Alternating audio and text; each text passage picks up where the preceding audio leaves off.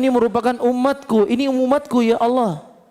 Kata Rasulullah kata Allah Subhanahu wa taala, innaka la tadri ma ahdatsu ba'dak. Wahai Muhammad, sesungguhnya engkau tidak mengetahui apa yang terjadi setelah kematianmu. Kok bisa tiba-tiba Rasulullah datang ke Hadramaut, hadir di majelis pengajiannya? Kalau seandainya itu adalah sesuatu yang terjadi para hadirin, Rasulullah Sallallahu Alaihi Wasallam itu meninggal di hari Senin dan beliau baru dikuburkan di malam Rabu.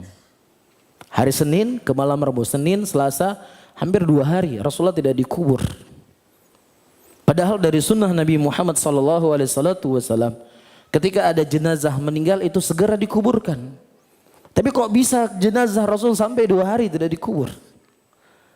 Terjadi perselisihan di kalangan para sahabat pada waktu itu. Pertama, mereka berselisih apakah Rasulullah harus dibuka pakaiannya ketika dimandikan ataukah tidak. Yang kedua, mereka berselisih, ya, di mana dikubur Nabi SAW setelah beliau meninggal. Dan yang ketiga, siapa yang menjadi khalifah setelah meninggal beliau. Ini yang membuat lama kenapa Rasulullah SAW itu ya terlambat dikuburkan. Kalau seandainya Rasulullah bisa datang ke Hadramaut, maka tentunya perkara-perkara yang lebih penting itu harus lebih lagi Rasulullah mendatanginya. Rasulullah, bangun dulu sebentar, bangun. Ini gimana nih kira-kira, kamu antum di mana mau dikubur ya Rasulullah? Nggak ada. Rasulullah SAW tidak hadir di tengah-tengah mereka. Bahkan ayul hadirun wal hadirat yang dimuliakan oleh Allah, ketika Husain radhiyallahu taala anhu, cucu dari kesayangan cucu Nabi Muhammad sallallahu alaihi wasallam, ya, bahkan beliau akan menjadi pemimpin pemuda dalam surganya Allah Subhanahu wa taala. Ketika datang surat, ada 500 surat dari penduduk Kufah, ya, yang mereka kirim kepada Husain, yang mereka mengatakan, ya Husain, kami siap berbaiat kepadamu. Ya, kemudian datang Abdullah bin Abbas, datang Abdullah bin Amr bin As, datang Abu Sa'id Al-Khudri radhiyallahu taala anhu. Ya, datang Abdullah bin Umar. Yang semuanya mereka melarang Husain untuk tidak mendatangi apa? Kufah. Mereka tuh pengkhianat, bapakmu wahai Husain. Ya, jangan kau berangkat, aku takut nyawamu akan terancam ya Husain. Mereka tuh pengkhianat. Kalau seandainya Rasulullah SAW bisa hadir ke Hadramaut, maka tentunya Rasulullah lebih utama untuk hadir menolong cucu beliau. Husain, jangan berangkat, pulang ke rumah. Tapi Rasulullah nggak datang, nggak hadir di situ Nabi SAW. Begitu juga ketika terjadi musim kemarau yang sangat panjang di zaman Umar bin Khattab radhiyallahu taala anhu. Kata Umar bin Khattab, dulu ketika Rasulullah SAW masih hidup, kita mendatangi jenazah, kita mendatangi beliau dan meminta agar beliau menurunkan hujan kepada kita. Adapun hari ini Rasulullah sudah meninggal, kum ya Abbas, bangun engkau Abbas berdoa sama Allah. Nggak ada, ya Rasulullah bangunlah sekali-sekali ziarah kami. Gimana antum nih? Kenapa nggak pernah ziarah sama kami? Nggak ada. Abbas yang disuruh berdiri oleh Rasul, oleh Umar bin Khattab untuk berdoa kepada Allah. Dan ini adalah sesuatu perkara yang sangat jelas dalam agama. Tapi karena salah hijrah, hijrah hanya sebatas akhlak yang baik, hijrah hanya sebatas berubah pakaian dan lain sebagainya, tidak peduli dengan masalah akidah, akhirnya begini jadinya. Ya, tanpa memandang bulu, mau sufi, mau apapun, yang penting jangan ambil ilmu dari Ahlussunnah, itu toh. Yang lain silakan bebas. Yang penting jangan dekat-dekat sama talafi itu bahaya itu. Tapi sufi kuburi bisa dicium tangannya. Ya Habib, sampaikan salam saya kepada Rasul ya. Berarti kan dia meyakini kalau Habib ini memang betul-betul bertemu dengan Rasul sallallahu alaihi wasallam. Iya, sehingga di antara orang-orang yang patut kita jadikan contoh yang terbaik di dalam kita berhijrah, ayyuhal hadirun wal hadirat yang dimuliakan oleh Allah, Salman Al-Farisi radhiyallahu ta'ala anhu wa ardhah. Di antara Ketika Salman Al-Farisi radhiyallahu taala anhu ya dipingit oleh bapaknya tidak boleh keluar dari rumahnya menjaga api. Singkat cerita beliau bertemu dengan siapa? Ya, disingkat cerita dia keluar dan dia melihat gereja. Kemudian dia berkata, sesungguhnya agama ini lebih baik daripada agamaku. Di mana asal agama ini? Penasaran dia, di mana asal agama ini? Singkat cerita, dia meninggalkan negeri kampung halamannya, meninggalkan bapaknya untuk mencari ilmu. Dan subhanallah, di awal hijrahnya Salman Al-Farisi dia mendapatkan seorang pendeta yang penipu. Yang dia memerintahkan orang untuk bersedekah, ya kemudian uangnya masuk ke kantongnya. Ini ujian enggak? Baru hijrah ini. Baru hijrah ketemu guru maling. Wah, ini salah alamat saya nih, balik ke agama saya. Enggak. Ya, karena Salman Al-Farisi beliau yakin inilah agama yang benar, tapi ini oknum. Jadi ini pelajaran penting buat antum ayyuhal ikhwah. Ketika antum berpindah dari alam kemaksiatan kepada alam yang baru, dunia yang baru, antum jangan berpikir orang yang sudah ikut ngaji semuanya kayak malaikat Jibril. Nah, itu salah kalau antum berpikir demikian. Bisa saja orang yang jenggotnya itu lebih panjang dari jenggot antum, yang ngajinya jauh lebih lama dari ngajinya antum, tapi kadang kalau hutang bisa dia nggak bayar. Ya, jadi jangan antum punya pandangan yang terlalu jauh. Orang yang hijrah itu begini dan begini. Kadang disitulah Allah memberikan ujian kepada kita. Wa ja'alna ba'dukum li ba'din fitnah atasbirun. Kami jadikan kalian fitnah di antara sebagian kalian. Maukah kalian bersabar? Sebelum hijrah nggak ada masalah, pas mulai hijrah di situ Allah berikan ujian. Ya, mulai sakit anak, bisnis mulai menurun omsetnya, istri sudah mulai mukanya sudah cemberut setiap hari. Beraneka ragam ujian. Dan itu dilewati oleh Salman Al-Farisi radhiyallahu taala anhu. Tapi karena ketulusan dalam hati ketika beliau berhijrah, akhirnya Allah Subhanahu wa taala mempertemukan beliau dengan siapa? Dengan seorang pendeta. Belum sama Rasulullah. Bertemu dengan seorang pendeta. Yang memang pendeta itu berada di atas agama yang lurus. Ketika pendeta itu hendak wafat, antum melihat ya pelajaran hijrah yang diberikan oleh Salman Al-Farisi radhiyallahu ta'ala anhu kepada kita. Wahai guruku, ya, siapa yang engkau tunjuki agar aku bisa belajar dan mengambil ilmu darinya? Siapa wahai guruku?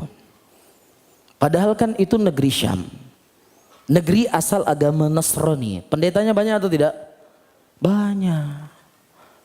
Ya, tetapi Salman Al-Farisi bertanya, wahai guruku, siapa yang bisa aku ambil ilmu setelah engkau meninggal? Dan gurunya juga tidak seperti orang yang punya manhaj seperti hari ini. Ya, datangi saja semua pendeta, nggak ada masalah. Nanti kamu ambil baik-baiknya, kamu buang yang jelek-jeleknya. Alhamdulillah dia nggak dapat guru seperti ini. Antum bayangkan kalau Salman Al-Farisi dapat guru model seperti ini, mungkin dia tidak akan bertemu kepada Rasulullah. Bagaimana akan ditunjuki kepada Nabi kita? Agamanya sendiri sudah diubah-ubah. Agama Nasrani, agama Nabi Isa sudah ditambah-tambah, sudah dikurang-kurangi. Bagaimana akan diarahkan kepada Nabi? Kan nggak mungkin kan? Ya, tetapi Salman Al-Farisi benar-benar jeli dalam mengambil guru dalam dia beragama. Dan gurunya juga orang yang lurus agamanya. Kata gurunya, sesungguhnya tidak ada orang yang berjalan seperti jalannya aku di sini kecuali si fulan. Datangilah si fulan. Padahal pendeta yang lain semua banyak, tapi pendeta al-bid'ah semuanya. Makanya nggak ditunjukin. Makanya nggak diarahin sama pendeta tadi. Wah, ini pendeta ini sudah kapling surga dia ini. Dia tok yang masuk surga, yang lain semua masuk neraka. Kan gitu kan? Nah, berjalanlah Salman Al-Farisi. Ketemu dia dengan guru yang barunya. Ketika gurunya yang baru ini juga dia belajar sekian lama dia mau meninggal. Akhirnya Salman kembali bertanya, wahai guruku, siapa yang bisa aku ambil ilmu setelah meninggalnya engkau? Apa kata pendeta tadi? Sesungguhnya Tidak ada satupun lagi pendeta di muka bumi ini yang berjalan seperti jalannya aku dan kedua sahabatku. Datangilah sebuah negeri. Di sana ada seorang nabi di akhir zaman yang negeri itu banyak pohon kurma dan batu yang berwarna hitam. Karena bimbingan yang benar, mencari guru yang benar, ya, mengambil ilmu dari orang yang lurus akidahnya, Salman Al-Farisi bertemu dengan Nabi Muhammad SAW dan meninggal, ya, sebagai memiliki predikat sebagai seorang sahabat dari sahabat Rasulullah SAW. Ini pelajaran. Ini bukan ekstrim, ini bukan radikal, ini bukan egois, tetapi ini hal bentuk kita mengagungkan agama kita. Yang urusan dunia seperti saya sampaikan di awal, antum tidak akan mungkin memberikan bisnis antum kecuali kepada orang yang antum percaya. Ya, bahkan uang 100.000 rupiah ada orang yang ngutang sama antum. Kalau orang enggak antum kenal, apalagi dikenal suka tidak bayar hutang, antum tidak akan pernah beri 100.000 rupiah. Lalu bagaimana lagi urusan agama? Ya, ini adalah urusan surga dan neraka kita, urusan akhirat kita, urusan masa depan kita. Maka tidak boleh semena-mena, tidak boleh sembarangan dalam memilih guru. Ya, dan saya tidak mendatangkan sesuatu dari kepala saya. Kalau seandainya saya mendatangkan sesuatu dari kepala saya, nggak perlu antum ambil semuanya, antum buang. Karena saya bukan siapa-siapa. Tetapi ketika kita sampaikan sesuatu yang datang dari Rasulullah, sesuatu yang datang dari sahabat Nabi Muhammad SAW, demikian mereka beragama, inilah yang harus kita ikuti. Kemudian yang terakhir, saudara-saudaraku muslimin dan muslimat yang dimuliakan oleh Allah, apa yang harus mulai kita pelajari ketika kita baru hijrah? Ya, hal yang paling penting yang harus kita pelajari ketika kita mulai berhijrah adalah akidah as-sahihah. Belajar kitab-kitab akidah, belajar tauhid. Disebutkan dalam sebuah kisah, pada waktu itu Tufail bin Amr Ad-Dawsi radhiyallahu ta'ala anhu, seorang pemuda yang datang dari negeri Daus, yang dia berangkat ke kota Mekah bukan untuk bertemu dengan Nabi Muhammad SAW. Yang singkat cerita, ya, dia masuk Islam. Kemudian berguru dengan Nabi Muhammad SAW beberapa saat. Setelah beliau berguru dengan Rasulullah, dia pulang ke negerinya. Diajak ibunya masuk Islam, ibunya masuk Islam. Diajak bapaknya masuk Islam, bapaknya juga masuk Islam. Kemudian diajak istrinya masuk Islam, istrinya juga masuk Islam. Setelah istrinya masuk Islam, perhatikan baik-baik. Apa kata Tufail bin Amr Ad-Dawsi? Idhabi waghtasili fi dhi syarra. Wahai istriku, pergilah engkau dan mandilah di dhi syarra. Jadi dhi syarra ini adalah tempat keramat penduduk Daus. Di situ ada batu, ada air yang mengalir, dan sudah menjadi keyakinan mereka turun-temurun. Nenek moyang mereka, kearifan lokal yang ada di negeri mereka, tidak boleh mandi di air tersebut, bisa kualat. Itu keyakinan mereka. Tetapi justru ketika Tufail bin Amr berguru dengan Nabi SAW beberapa saat, dia memerintahkan istrinya untuk mandi di situ. Apa pelajaran yang bisa antum petik?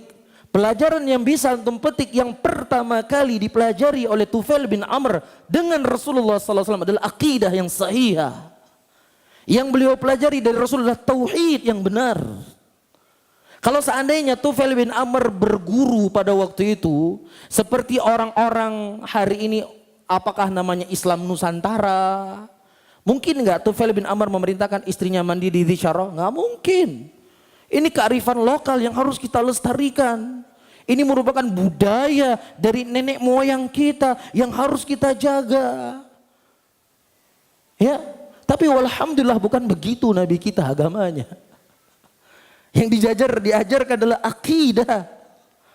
Ya, atau kalau seandainya Nabi kita model agamanya seperti orang-orang yang sok bijak hari ini, Ya nenek moyang kita dulu kan punya dalil juga. Masa kita saja yang punya dalil? Mereka juga punya dalil. Nggak mungkin lah orang-orang yang luar biasa, ya yang mereka lebih dahulu hidup, pasti mereka punya dalil. Kalau demikian agamanya Rasul, maka tentunya Tufail bin Amr ad-Dausi nggak mungkin dia memerintahkan istrinya untuk mandi di situ. Tapi justru pertama kali yang beliau ajarkan kepada istrinya, mandi ke sana. Kata istrinya, ya Rasulullah, ya Tufail, apakah enggak takut kalau Dzisyara ini akan memberikan mudarat kepada saya? Ini sudah menjadi turun-temurunnya nenek moyang kita. Ini sudah menjadi kearifan lokal kita. Kamu enggak takut, enggak sayang sama saya? Apa kata Tufail bin Amr yang belajar akidah dari Nabi Muhammad SAW? Kata Tufail bin Amr, idhabi waghtasili wa ana dhaminun laki. Pergi engkau ke sana, berangkat. Saya sebagai penjamin buat engkau. Dia cuma sekedar batu yang tuli, yang buta, yang tidak bisa memberikan manfaat kepadamu dan juga tidak bisa menghilangkan mudarat darimu. Ini yang diajarkan oleh Nabi SAW. Kalau antum sudah hijrah, sudah sekian lama, tidak ada semangat belajar akidah, tidak semangat belajar tauhid, ya, tidak semangat belajar buku-buku yang ditulis oleh para ulama, antum jangan harap bisa kekal, ya, bisa istiqomah di atas sunnah ini. Ini yang dimulai oleh Rasulullah, mengajarkan akidah. Ya, yang terkadang ini penyakit di Indonesia. Saya katakan di Indonesia, bukan di dunia, di Indonesia. Kalau di Arab Saudi, itu di Masjid Nabawi, di sana tuh nggak ada kesyirikan seperti di sini. Datang masyayikh dari kota Riyadh, Syekh Saleh Al-Utsaimin misalnya, hafizahullah, ulama kibar di zaman ini. Saleh Al-Utsaimin datang ke Masjid Nabawi, silsilah akidah, kitab Ushulus Tsalatsa, Qaidul Arba, Ushulus Sittah, Kitabut Tauhid, itu yang dipelajari. Kitab Nahu dari dasar, usul fikih yang dasar. Itu kitab-kitab yang dipelajari oleh mereka. Dalam keadaan kesyirikannya nggak ada seperti kita di sini. Ya, orang-orang yang berbuat syirik di negeri ini sesuatu yang udah nggak masuk akal. Tai kerbau bisa diambil sebagai berkah, coba. Tai kerbau diambil berkah. Ini loh kondisi masyarakat Indonesia hari ini. Ya, setiap datang dukun, ya masya Allah ramainya luar biasa. Sampai antri, sampai ada yang meninggal karena kejepit ketika ngantri. Kemudian kita nggak peduli dalam masalah akidah, kita nggak peduli dalam masalah tauhid. Ya, pengajian yang ramai dihadiri, pokoknya pengajian bagaimana ini dan ini. Itu penting, saya nggak mengatakan tidak penting. Bagaimana membina rumah tangga penting. Bagaimana bergaul penting. Bagaimana cara kita menjadi seorang yang pekerja yang baik penting. Saya nggak mengatakan ada penting. Tetapi yang lebih penting dari itu semua adalah akidah. Ya, rajin semangat belajar, ya, pelajaran-pelajaran, majelis-majelis yang mengajarkan akidah. Mulai dari usul tsalatsa, mulai dari kitab Qaidul Arba, mulai dari kitab Ushulus Sittah, mulai dari kitab Tauhid, antum insya Allah akan menjadi seorang yang mengerti apa itu manhajus salaf. Yang mengerti apa itu Islam yang benar. Ya, karena orang yang mengerti apa Islam yang benar, yang mengerti apa itu manhajus salaf, tidak ada sesuatu yang paling dia benci dalam hatinya lebih dari kesyirikan. Tidak ada yang dia takutkan pada dirinya lebih dari jatuhnya dia dari kesyirikan. Ustaz, nggak mungkin lah kita jatuh dalam syirik, kita sudah salafi ini. Ya, kita sudah jenggotnya sudah seperti ini, udah nggak isbal lagi. Nggak mungkin lah kita jatuh dalam kesyirikan. Yang paling penting pengajian kita sekarang, bagaimana kita menyikapi fulan, dan fulan. Nah, ini baru mantap pengajian. Kalau syirik tauhid udah selamat kita insya Allah. Dari mana? Bagaimana Anda bisa menjamin diri Anda selamat daripada kesyirikan?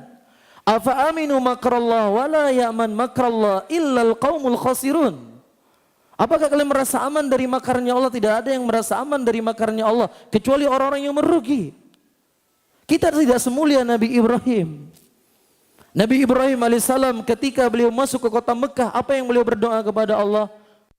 Ya, beliau meminta kepada Allah, wajnubni wa baniya an na'budal asnam.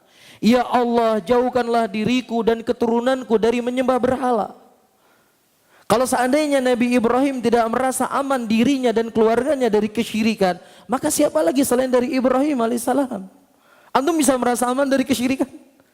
Antum bisa jamin setiap hari yang antum ucapkan kalimat-kalimat, sekian ribu kalimat, tidak ada kalimat yang mengandung kesyirikan, antum bisa jamin? Sementara di zaman Rasulullah sallallahu alaihi wasallam datang seorang Yahudi kepada Rasul. Yahudi tersebut berkata, innakum tusyrikuna billahi wa taqulu ma sya'allah wa syi'ta. Wahai Muhammad, sesungguhnya ada di antara kalian orang-orang yang mengucapkan ucapan kesyirikan, masya Allah wa syi'ta. Di antara orang yang mengucapkan ucapan tersebut, dijelaskan dalam sebagian riwayat adalah Umar bin Khattab radhiyallahu taala anhu. Umar bin Khattab, sahabat dari kibarus sahabatnya Rasul sallallahu alaihi wasallam. Tapi walhamdulillah di tengah mereka ada Nabi, Rasul yang mengingatkan mereka, Rasul ya yang mengajarkan kepada mereka apa itu hakikat ketauhidan. Nabi sallallahu alaihi wasallam mengatakan, kalau seandainya kalian ingin mengucapkan masya Allah, ucapkanlah masya Allah wahda. Dalam riwayat yang lain Rasulullah mengatakan masya Allah thumma syi'ta. Mereka pintar bahasa Arab. Ya, kalau kitab Jurumiyah antum jangan tanya, kalau mereka hafal. Walaupun memang enggak hafal seperti yang ada dalam kitab Matan Jurumiyah, setidaknya dia paham apa itu fiil, apa itu fa'il, apa itu maf'ulun bih, apa itu akhwatu kana, apa itu khobar kana, paham mereka. Tetapi terluput dari mereka kalimat masya Allah wa syi'ta dengan kalimat masya Allah thumma syi'ta. Bedanya waw dengan thumma. Terluput dari sebagian sahabat Rasul sallallahu alaihi wasallam. Lah kalau seandainya ini tersamarkan dari sebagian sahabat Rasulullah sallallahu alaihi wasallam, bagaimana lagi dengan kita ayyuhal ikhwah. Jadi warnailah hijrah ini dengan mempelajari akidah as-sahihah, mempelajari manhaj yang benar. Iya, sabar dalam belajar kitab. Memang orang belajar kitab ini sulit untuk bisa bersabar. Ini kebaca, i'lam rahimakallah, adam yajibu alaina ta'alum arba'al masail, al-ula al-ilmu. Kadang jenuh. Beda dengan pengajian-pengajian umum, kan enak cuma dengar-dengar, nanti sekali-sekali ngelawak ya, ketawa. Kan begitu, nggak ada beban. Tapi kalau pegang kitab, berat. Tapi itulah yang harus kita jalani. Agar kita bisa mengerti apa itu akidah as-sahihah. Karena banyak orang bertahun-tahun ikut pengajian. Terkadang ayyuhal hadirun wal hadirat yang dimuliakan oleh Allah. Ya, datang ke kuburan sudah ketakutan itu. Waduh, ini gimana ini? Bisa kualat saya sama kuburan. Walaupun enggak terucap tapi hatinya itu luar biasa ketarik. Ya, ada hal-hal yang terkadang tidak ada keyakinan dalam hati dari ketauhidan. Antum melihat bagaimana Tufail bin Amr ad-Dausi, itu yang pertama diajarkan. Itu yang pertama dia perintahkan kepada istrinya. Kan seharusnya kan bisa kan sebulan lagi atau 2 bulan lagi mandi di sana kan. Di hari dia masuk Islam, di situ disuruh mandi. Ini menunjukkan pentingnya tauhid. Pentingnya akidah di dalam berhijrah. Dan bukan berarti ya, saya tidak menafikan akhlak yang baik, kedermawanan. Saya tidak menafikan itu bagian dari agama yang kita harus berakhlak dengannya. Jujur, ya, saya tidak menafikan. Tetapi itu semuanya tidak bermakna ketika tidak dibarengi dengan akidah. Tidak dibarengi dengan manhaj yang lurus. Bisa difahami para hadirin? Sehingga jalan kita ini masih panjang. Ya, tidak ada waktu untuk kita beristirahat. Ya, saya sudah tamat kitab Ushul Salasah, udah istirahat dulu 2 minggu. Tidak ada waktu istirahat bagi seorang muslim dan seorang muslimah. Al-Imamu Ahmad rahimahullah ditanya, wahai imam, kapan istirahatnya seorang muslim? Imam Ahmad berkata, istirahatnya seorang muslim ketika dia mampu mengucapkan La ilaha illallah sebelum dia meninggal. Itu istirahatnya seorang muslim. Dalam riwayat yang lain Imam Ahmad berkata istirahatnya seorang muslim ketika kakinya melangkah menuju surga. Disitulah istirahatnya seorang muslim. Dan terlebih kita hidup di zaman yang model seperti ini. Ayyuhal ikhwah. Ya, setiap saat kita akan lewat ceramah-ceramah yang terkadang nggak ada niat awalnya untuk mendengar. Tetapi tanpa kita sadar terdengar di telinga kita, penasaran. Yang nonton 3 juta apa nih kira-kira? Mulai penasaran. Ada dalilnya juga ternyata. Dia menukilkan juga pendapat salaf. Ada pendapat Ibnu Hajar ternyata tentang bolehnya maulid Nabi. Ada pendapat Ibnu Hajar. Berarti selama ini ustadz-ustadz kita ini memang menyembunyikan ilmu.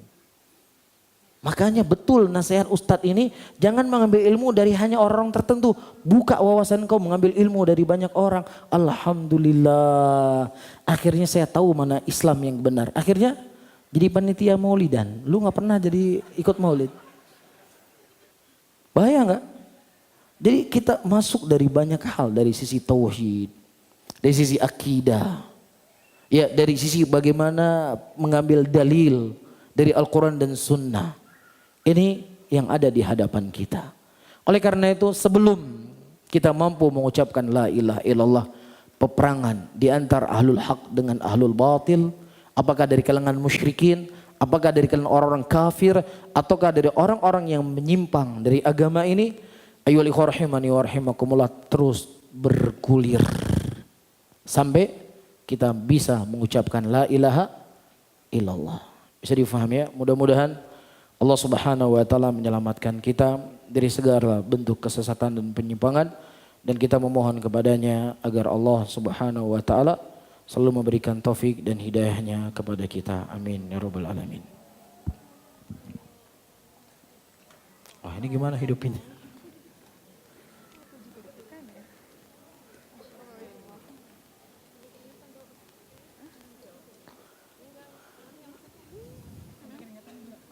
Taib. Saya baca soalnya, saya baca semuanya. Oh, nanti aja.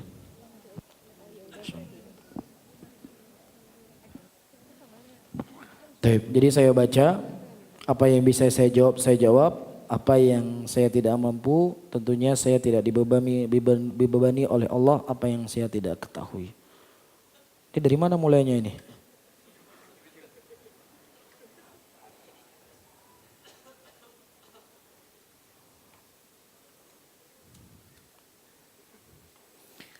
Assalamualaikum. Semoga kaum muslimin di Indonesia diberikan hidayah sunnah oleh Allah Azza wa Jalla. Amin. Ustaz baru hijrah dari dunia K-pop. Ya, begitu bacanya, K-pop. Oh, K-pop. Mohon maaf. Beberapa bulan yang lalu dan masih ada barang K-pop yang waktu itu anak koleksi. Sebaiknya anak apakan ya Ustadz? Jika dijual apakah uang itu jadinya uang haram? Dan kalau dihitung hasil jual barang tersebut bisa beli 4 jilid kitab yang sedang anak incar Ustaz. Mohon nasihatnya, jazakallah khairan. Saudara-saudara kaum muslimin dan muslimat yang dimuliakan oleh Allah. Allah Subhanahu wa taala menyebutkan sebuah ayat dalam Al-Qur'anul Karim. Laqudanna lahum siratal mustaqim. Thumma la'atiyannahum min baini aydihim wa min khalfihim wa an aymanihim wa an syama'ilihim wa la tajidu aktsaruhum syakirin. Aku akan menyesatkan mereka semuanya dari jalanmu yang lurus. Aku akan mendatangi mereka samping kiri, samping kanan, depan dan belakang, dan engkau tidak akan mendapatkan kebanyakan dari mereka dari orang-orang yang bersyukur kepadamu. Dari langkahnya syaitan menggoda manusia itu dari pintu ketaatan. Dari pintu apa? Ketaatan. Uqtulu Yusufa aw itrahu arda yakhlu lakum wajhu abikum wa takunu min ba'di qauman salihin. Bunuhlah Yusuf atau buang dia ke sebuah tempat. Ya, nanti setelah kita bunuh dia, kita jadi orang yang bertaubat. Kita beristighfar kepada Allah. Bisa difahami? Syaitan mendatangi manusia dari pintu ketaatan. Ini contohnya. Ya, jual bisa beli kitab. Beli kitab kan ibadah kan? Sebagai bentuk cinta kepada para ulama. Sebagai bentuk pengagungan kepada jasa-jasa ulama. Jadi uangnya nggak buat jajan, uangnya untuk beli kitab. Nah ini dia sudah. Langkahnya siapa? Langkahnya syaitan. Bisa dipahami? Taib. Jadi barang yang haram itu tidak boleh diperjualbelikan. Ya, misalnya gitar. Anda sudah berhenti main gitar, kemudian Anda jual gitar tersebut, orang lain main gitar. Yang tadinya Anda bisa kontrol nggak main gitar, orang lain nggak bisa kontrol. Akhirnya dosanya mengalir kepada Anda. Disinilah yang namanya agama itu butuh pengorbanan. Mubazir Ustadz kan nggak boleh kita mubazir kata Allah. Mubazir itu kan saudaranya syaitan. Mulai kan? Mulai masuk syaitan di situ. Hati-hati ya ayyuhal rahimani wa rahimakumullah. Inilah pengorbanan yang harus kita korbankan untuk Allah. Terkadang kita harus mengorbankan nyawa kita. Bagaimana Talha bin Ubaidillah radhiyallahu ta'ala anhu pada perang Uhud. Dari ujung rambutnya sampai ke ujung kakinya ada 70 tusukan. Di tengah beliau menanggung rasa sakit.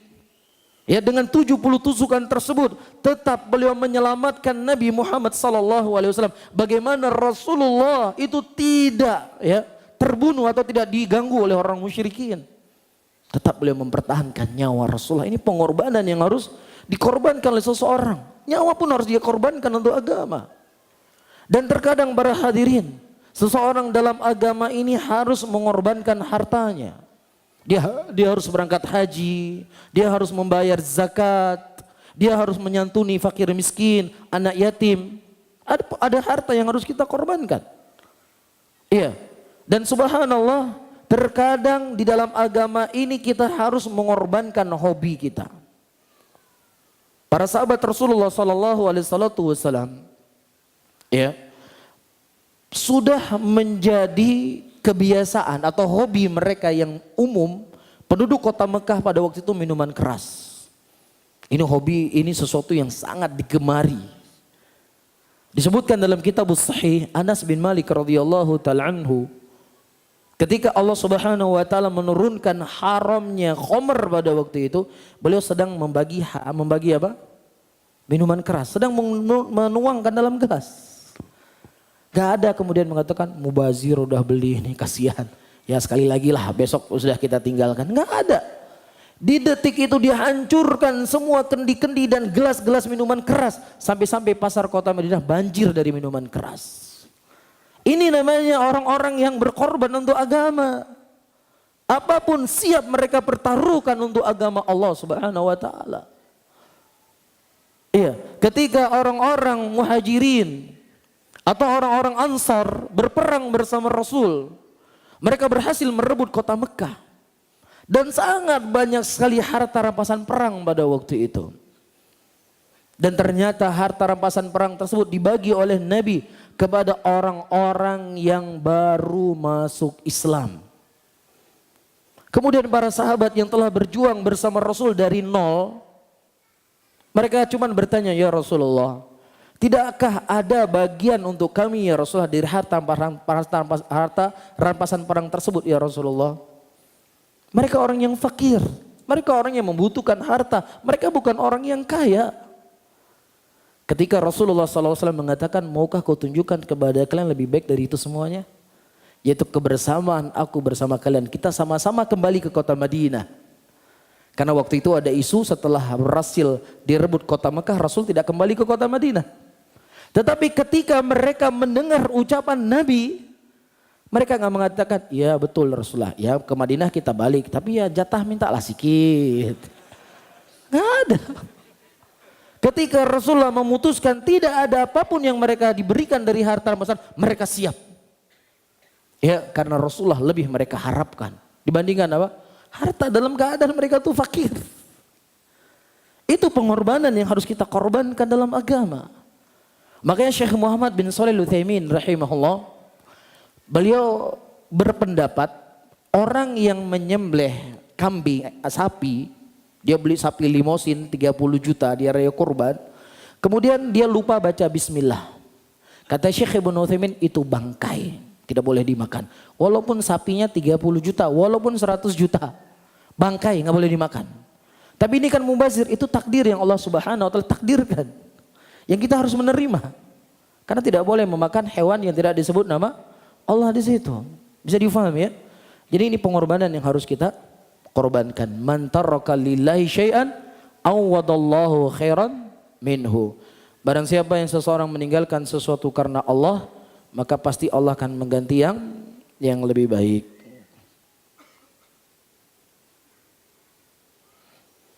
Assalamualaikum warahmatullahi wabarakatuh. Waalaikumsalam warahmatullahi wabarakatuh. Semoga Ustadz dan keluarga senantiasa dilindungi oleh Allah Subhanahu wa taala. Amin.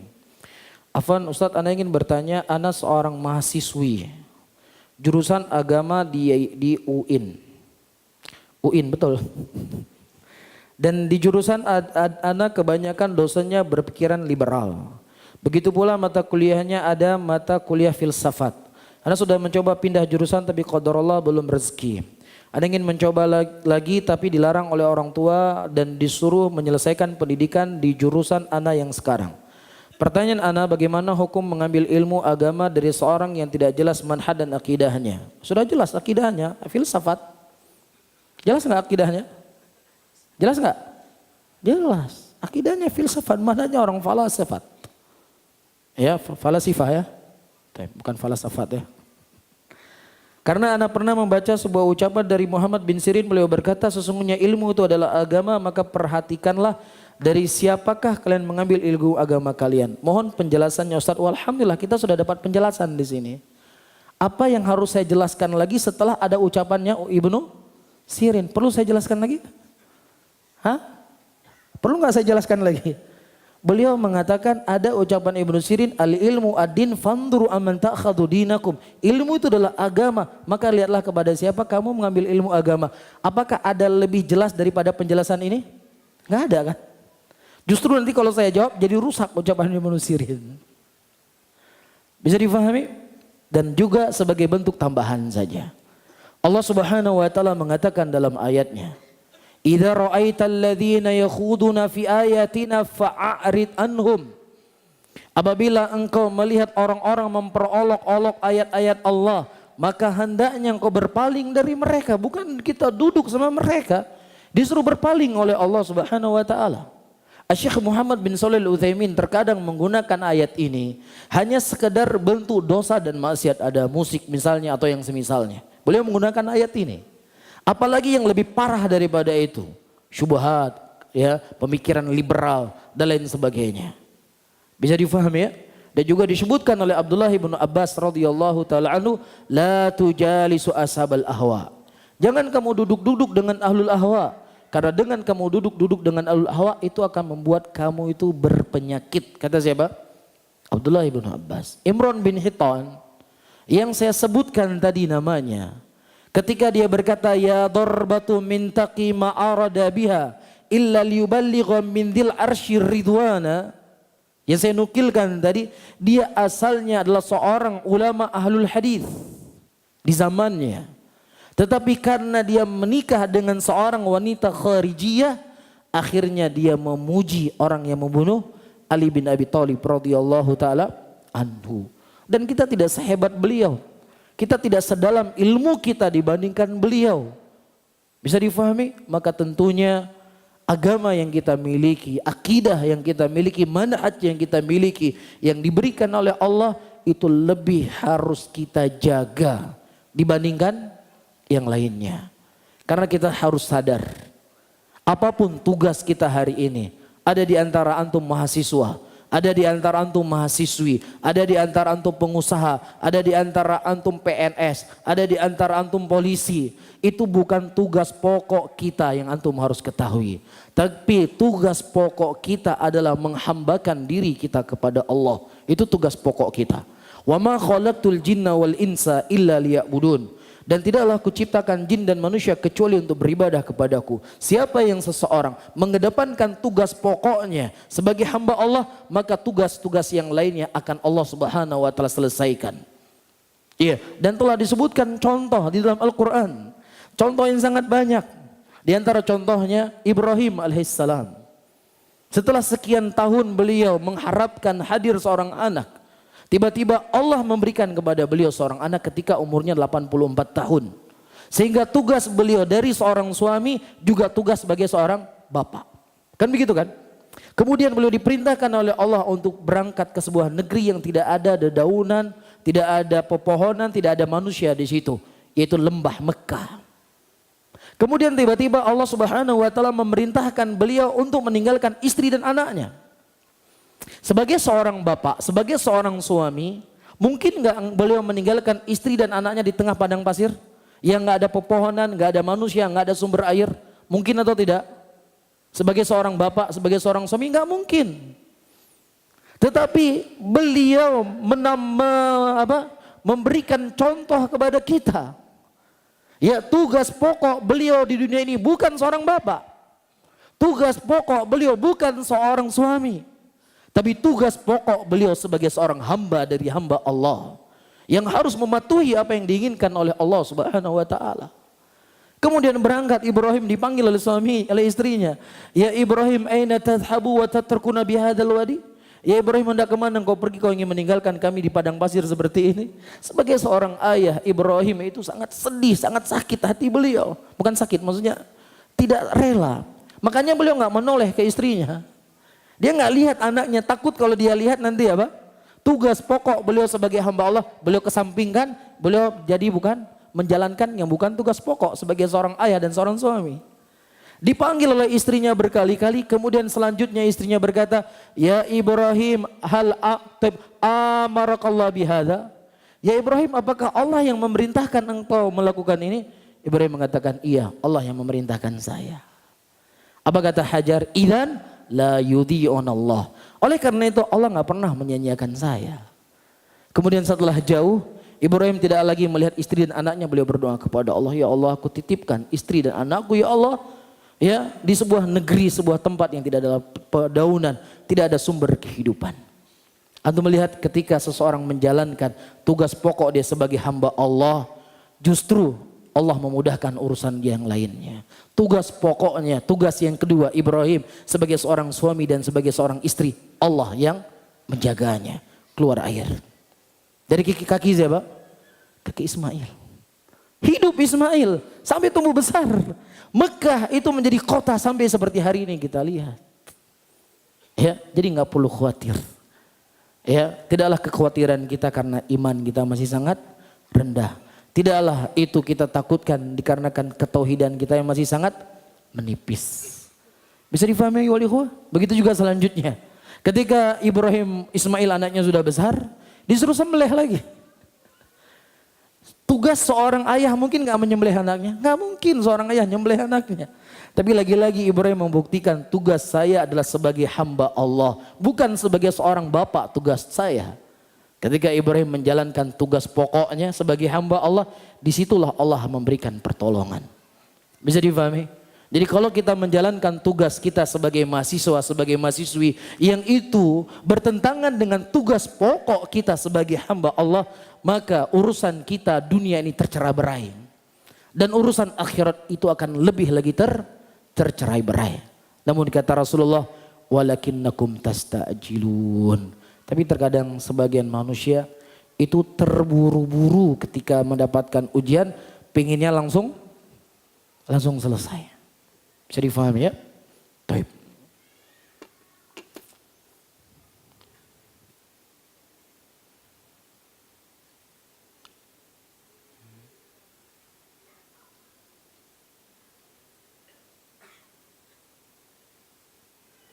Tapi Ustadz, dulu Allah memberikan saya pekerjaan yang waktunya fleksibel dan memudahkan saya untuk hadir ke majelis ilmu. Lalu suatu ketika jabatan saya naik dan membuat saya sibuk sehingga membuat saya kesulitan untuk hadir lagi di majelis ilmu. Apakah kesulitan tersebut karena dosa-dosa saya Ustadz atau itu merupakan ujian untuk saya? Ujian untuk menguji apakah saya lebih memilih pekerjaan ataukah akhirat?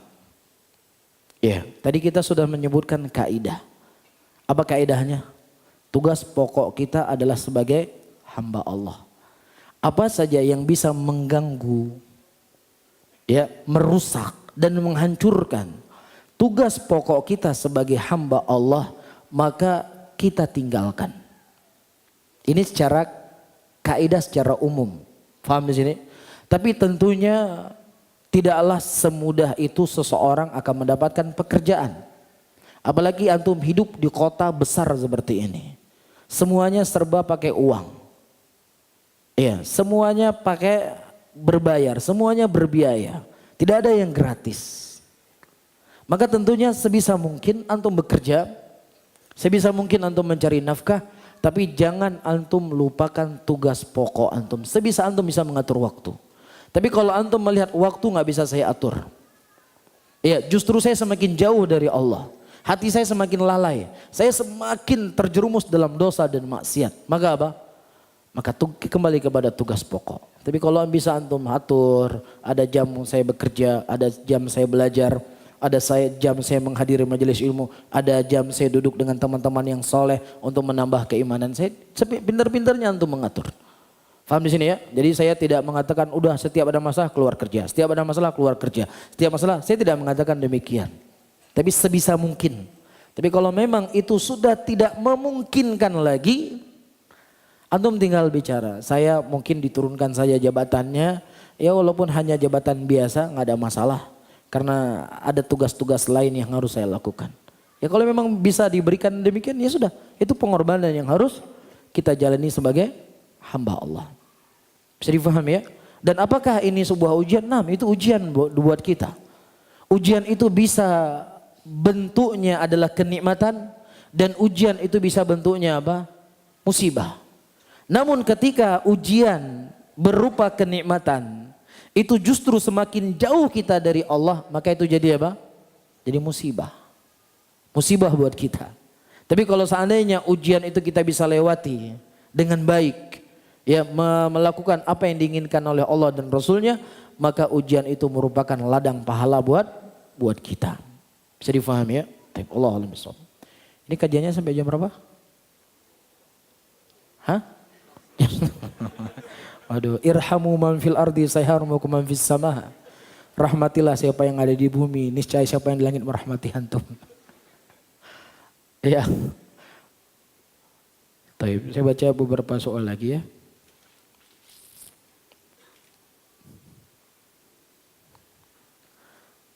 Apakah buku pertama yang Ustadz rekomendasikan untuk orang yang baru hijrah atau baru belajar mengenai agama Islam? Al-Quran. Al-Quran merupakan syifa, Al-Quran merupakan petunjuk, banyak baca Quran. Ya kemudian baca terjemahan Al-Quran. Ini merupakan kitab yang paling hebat. Gak ada kitab sehebat Al-Quran. Ya antum mulai baca surat Yusuf, kisah Nabi Yusuf, baca terjemahan Juz Amma. Ini kitab yang luar biasa. Ya disebutkan dalam sebuah hadis di Sahih Muslim. Ya ucapan jin.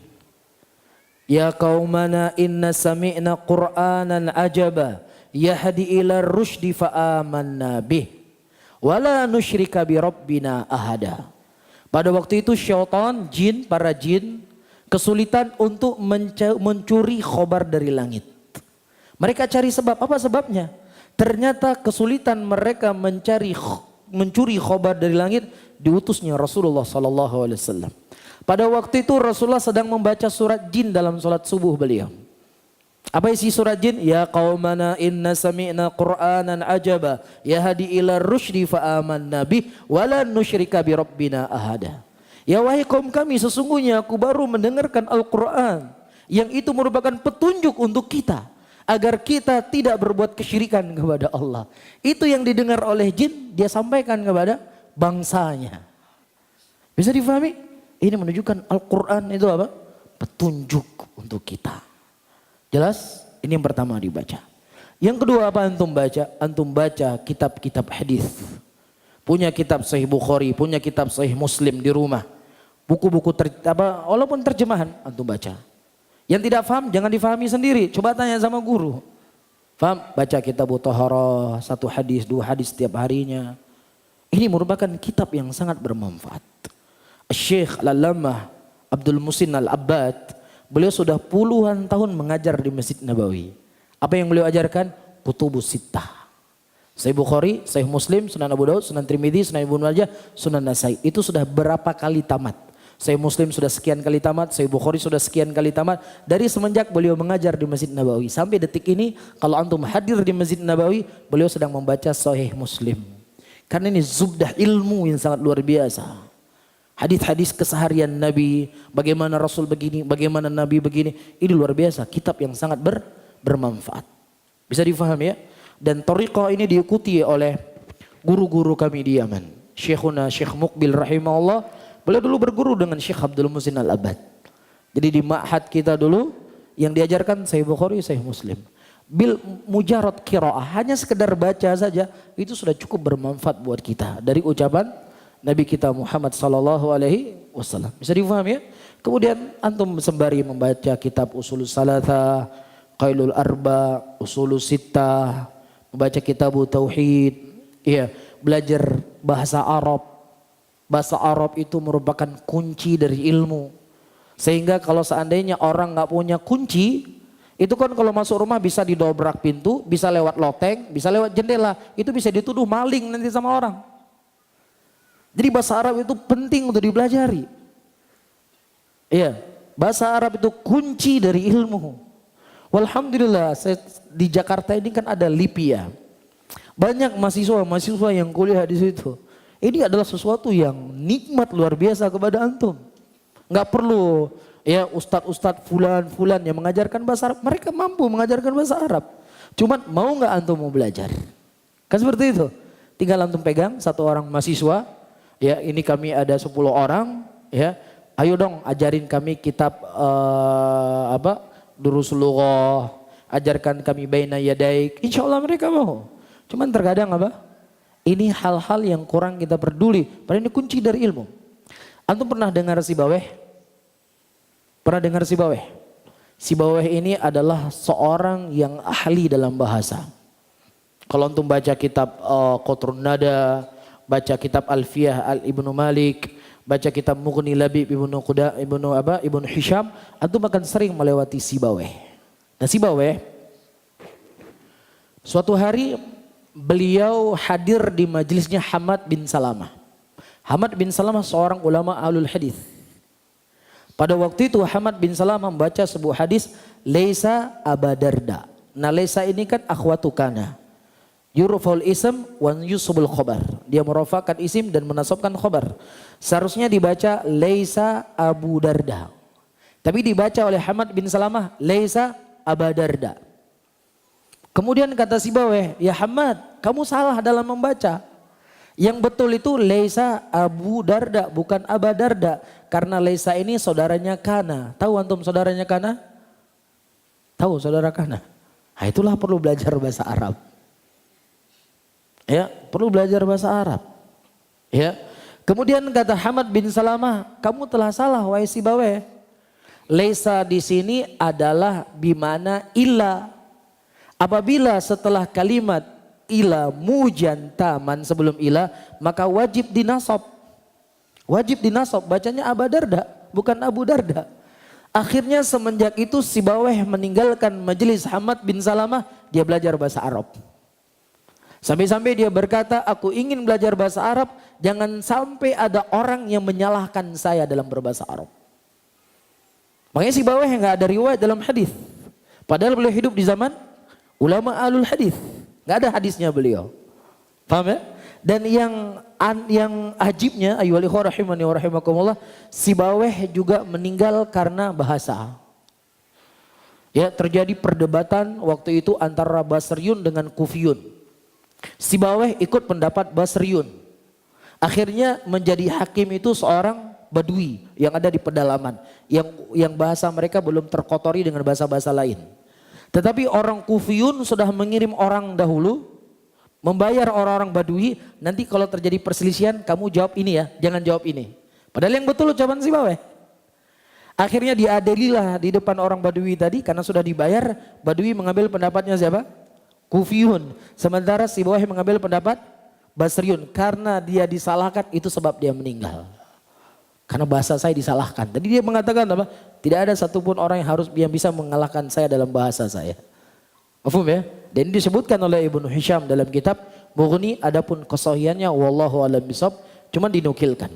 Apa faedah yang bisa kita petik? Faedah yang bisa kita petik ayyuhal ikhwah rahimani wa rahimakumullah, bahasa Arab ini adalah sesuatu yang sangat penting untuk dipelajari.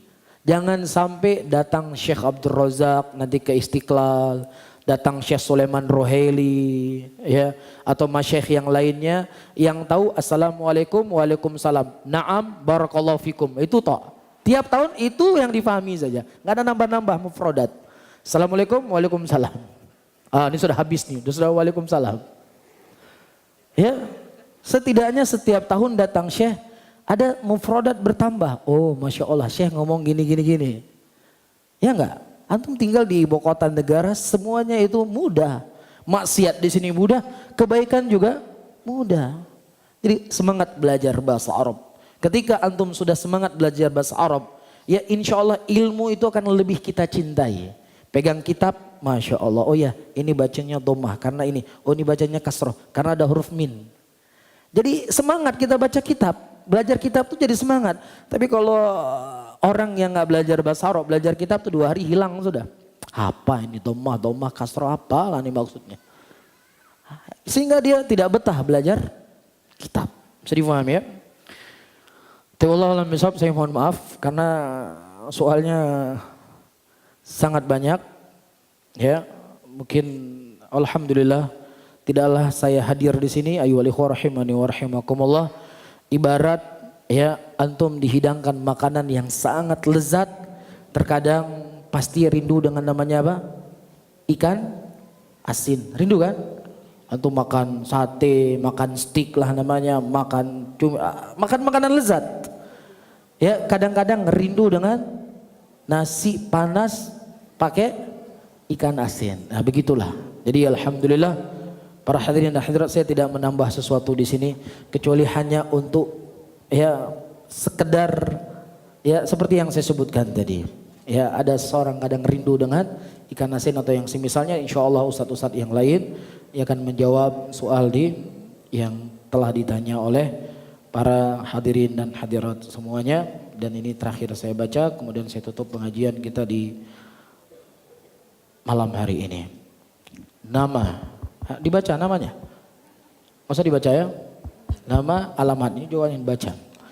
Asal agama Kristen Protestan. Alasan masuk Islam karena Islam mengajarkan bahwa yang berhak disembah hanya Allah. Karena Islam mengajarkan berbuat kebaikan dan memperoleh balasannya, dan berbuat keburukan juga akan menerima balasan sebagai bentuk pertanggungjawaban yang adil. Dan ketiga, mendapatkan kenyamanan. Setelah kejadian ada akhwat yang ingin mengucapkan syahadat, mohon dibimbing. Masya Allah. Semoga Allah Subhanahu wa taala memberikan kekokohan kepada saudara kita yang ingin mengucapkan atau ingin masuk Islam. Sebelum saya tutup, ayyuhal ikhwah rahimani wa rahimakumullah, ya karena terkait dengan apa yang ditanya di sini, kalau kita melihat Nabi kita Muhammad sallallahu alaihi wasallam, ya, di dalam dakwah beliau mengajak orang untuk berhijrah. Apakah hijrah dari alam maksiat kepada alam ketaatan? Apakah dari alam bukan Islam kepada alam Islam? Rasulullah tidak hanya mengajarkan kepada kita untuk bersabar di dalam menjalani kehidupan, bersabar ketika mendapatkan ujian dan cobaan, tapi Rasulullah juga memberikan solusi dalam permasalahan apa? Ekonominya mereka. Bisa difahami? Di antara dalil yang menunjukkan bahwasanya Islam juga memberikan solusi dalam masalah ekonomi, yaitu ada zakat yang diberikan kepada orang-orang yang ingin diambil hatinya. Walaupun terkadang dia orang kaya, walaupun terkadang dia orang yang mampu, ya, itu zakat boleh diberikan kepada mereka untuk diambil hati. Jadi hati itu bukan hanya ayat Al-Quran, hati itu bukan hanya disentuh dengan sunnah, hati itu bukan hanya disentuh dengan ilmu, tapi hati juga disentuh dengan apa? Harta. Ini satu hal. Hal yang kedua, Rasulullah SAW ketika beliau hijrah ya, dari Mekah menuju Madinah, beliau mempersaudarakan sahabat-sahabatnya. Ya, di antara yang dipersaudarakan oleh Rasulullah, Abdurrahman bin Auf dengan seorang sahabat dari kalangan Ansar. Ketika Abdurrahman bin Auf dia hijrah ke kota Madinah, tidak ada apapun. Tidak ada uang, tidak ada rumah, tidak ada apapun. Nabi SAW tidak hanya ayo hijrah ke Madinah. Enggak, bukan itu saja yang diberikan oleh Nabi. Rasulullah memberikan solusi. kamu ngurusin sahabat kamu yang ini. Akhirnya sahabat dari Muhajirin, ya sahabat dari Ansor maksud saya, menawarkan kepada sahabat dari Muhajirin, ya Abdurrahman bin Auf, saya punya 2 petak tanah, silakan engkau berikan, silakan engkau ambil mana di antara engkau mau dari 2 petak tanah dan aku berikan kepadamu. Yang kedua, saya memiliki 2 orang istri, silakan engkau pilih mana di antara 2 istriku yang kau mau. Kalau seandainya engkau suka satu di antara keduanya, aku ceraikan, selesai masa iddah, silakan kau nikah dengannya. Apa faedah yang bisa kita kepetik? Jadi bukan hanya hatinya diajak hijrah, kemudian perutnya tidak diurus. Bisa difahami ya ikhwan? Jadi hati kita garap, perutnya juga harus digarap. Bisa difahami? Jadi orang-orang punya kelapangan rezeki, orang-orang yang punya bisnis, orang-orang yang ahli di dalam berbisnis, tolonglah saudara-saudara kita yang baru berhijrah. Apalagi yang baru masuk Islam. Perhatian kita harus lebih kepada mereka. Rasulullah SAW ketika sahabat dari Tufail bin Amr membawa 80 kepala keluarga dari Daus untuk masuk Islam ke kota Madinah pada waktu itu, setelah mereka mengumumkan keislaman, ya Tufail Rasulullah memberikan harta rampasan perang yang sangat banyak kepada mereka. Orang yang baru masuk Islam. Rasulullah mengambil hati mereka dengan harta. Nah ini jadi PR kita bersama. Jangan kita Masya Allah banyak teman-teman yang hijrah, banyak orang sudah masuk Islam, tapi tidak ada solusi yang kita berikan dalam masalah dunia mereka. Sabar akhi, itulah pengorbanan. Iya betul, harus sabar. Tapi Rasulullah juga memberikan solusi di sini. Bisa difahami ya? Jadi ada orang-orang yang berpikir ke arah sana. Ya, jangan sampai saudara-saudara kita sudah hijrah meninggalkan hal yang diharamkan oleh Allah, kemudian dicampakkan begitu saja, nggak ada yang peduli. Bukan begini metode Nabi kita berdakwah. Jadi harus saling bekerja sama. Ustadz menyampaikan ilmu, menyentuh hatinya, orang-orang punya kelapangan rezeki, ya urus garap saudara-saudara kita yang dia butuh mendapatkan pekerjaan, butuh bimbingan, apa yang harus dia mulai dalam pekerjaannya. Bisa difahami ya? Nah, wallahu taala alam. Besok mungkin ini yang bisa saya sampaikan, mudah-mudahan bermanfaat bagi saya sendiri dan juga buat hadirin dan hadirat semuanya.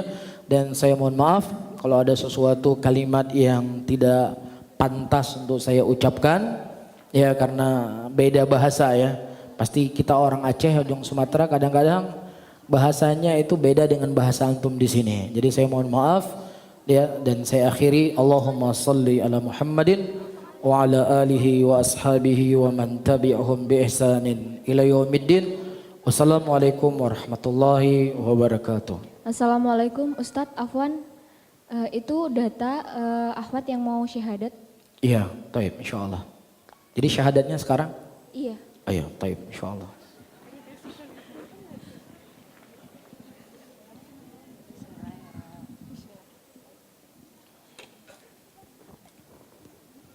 Sudah selesai? Sudah selesai kan? Hah? Syahadatnya di sini kan? Gak mungkin di sini. Hah? Oh dibimbing sekarang? Oh gitu. Kalau beda bahasa ini. Akhwatnya sudah syahadat belum? Belum Ustadz. Taib. Ya sebelum bersyahadat ada beberapa hal yang ingin saya sampaikan. Yang pertama, seperti yang telah saya singgung, ya ketika seseorang mulai untuk berhijrah dari alam maksiat kepada alam ketaatan, dari alam kekufuran kepada Islam, maka terkadang Allah Subhanahu wa taala memberikan ujian dan cobaan, yang ujian dan cobaan tersebut belum diberi, terkadang itu tidak diberikan sebelum kita berhijrah. Allah Subhanahu wa taala mengatakan dalam ayatnya, ahasiban nas ayutraku ayyakulu amanna wa hum la yuftanun wa laqad fatanna alladhina min qablihim falaya'lamanna Allahu alladhina sadaqu wa laya'lamanna al-kadhibin. Apakah manusia menyangka mereka mengucapkan kalimat keimanan begitu saja dalam keadaan mereka tidak diuji dan tidak dicoba? Tidak, mereka akan diuji dan dicoba oleh Allah sebagaimana yang telah diuji orang-orang sebelum mereka. Dan Allah Subhanahu wa taala yang Maha Tahu ingin melihat apakah dia jujur dengan keimanannya, apakah dia tidak jujur dengan keimanannya. Ini yang pertama yang harus difahami. Dan insya Allah ketika seseorang hijrah dari agama kekufuran ke Islam ataukah dari maksiat kepada ketaatan, apabila itu muncul dari sesuatu yang atau muncul dari keikhlasan dalam hati, sebesar apapun ujian, insya Allah akan dia lewati. Ya, namun yang kedua, saya ingatkan kepada teman-teman, sahabat yang bergaul dengan saudara kita yang ingin masuk Islam ini, jangan ditinggalkan. Selesai pengajian malam ini sudah selesai, tidak. Ada orang-orang yang mengurusi beliau, memberikan bimbingan, memberikan ajaran, atau apa yang dia butuhkan di dalam masa untuk dia berhijrah. Karena akan banyak, kadang nggak diterima sama keluarga dan lain sebagainya. Jadi ada PR buat antum, buat akhwat semuanya, atau dari ikhwan di sini yang bisa memberikan solusi apa masalah-masalah yang terjadi. Bisa difahami ya? Yang kedua, yang ketiga, Islam itu tidak akan menjadi indah. Islam itu tidaklah menjadi sebuah keyakinan yang tertancap dalam hati kecuali setelah kita mempelajari bagaimana indahnya Islam tersebut. Dengan kita mempelajari keindahan Islam, disitulah kita akan cinta dengan Islam. Disitulah kita akan berkorban segalanya untuk Islam. Oleh karena itu kepada saudari yang ingin masuk Islam, maka jangan pernah berhenti untuk terus belajar dan menggali apa itu Islam. Karena disitulah akan menjadi sebab keistiqomahan kita. Dan apa dimulai? Seperti yang telah saya sebutkan tadi. Jadi paham ya, mungkin itu saja yang bisa saya sampaikan dan kita ya mulai untuk bersyahadat. Asyhadu alla illa Allah. Saya baca pelan-pelan ya. Asyhadu alla illa illallah. Wa asyhadu anna Muhammadan Rasulullah. Sesungguhnya aku bersaksi bahwasannya tidak ada ilah yang berhak disembah kecuali Allah, dan aku bersaksi bahwasannya Nabi Muhammad adalah utusan Allah dan Rasulnya Allah. Amin. Alhamdulillah. Mungkin yang pertama yang harus diketahui, di sana para ulama terjadi perselisihan pendapat. Apakah orang yang baru masuk Islam itu harus mandi? Di dalam madhab Malikiyah dan Hambali, perempuan itu laki-laki dan perempuan yang masuk Islam itu wajib mandi. Adapun dalam madhab Syafi'iyah, mereka mengatakan tidak wajib untuk mandi kecuali kalau seandainya sebelumnya dia itu janabah. Sebelum dia masuk Islam dia dalam keadaan junub, maka yang pertama yang harus dilakukan adalah apa? Mandi. Bisa difaham ya? Dan pendapat yang sahih dalam masalah ini wallahu a'lam bishawab adalah pendapatnya Syafi'iyah. Tidak sampai wajib tetapi cuman sekedar disunahkan untuk mandi setelah masuk Islam. Kenapa? Karena Rasulullah mengatakan at-taubah yuhdam bima qablahu. Tobat itu menghancurkan sebelumnya. Yang sebelumnya dia misalnya junub, gak pernah mandi junub, itu sudah dihilangkan. Kecuali kalau seandainya baru saja dia junub. Ya, misalnya baru suci dari haid, maka dia hendak langsung mandi. Yang kedua, ya waktu sholat isya itu masih tersisa. Ya waktu sholat isya masih tersisa, sebagian ulama mengatakan sampai tengah malam, sebagian ulama mengatakan sampai dikumandangkan adzan awal. Jadi tolong nanti ada yang membimbing untuk sholat isya. Karena itu kewajiban yang harus ditunaikan pertama kali. Jelas ya? Wallahu ta'ala alam bishawab. Kita berdoa dan memohon kepada Allah agar Allah Subhanahu wa taala memberikan kekokohan, ya memberikan keistiqomahan kepada saudari kita yang baru masuk Islam. Amin ya rabbal alamin. Wassalamualaikum warahmatullahi wabarakatuh.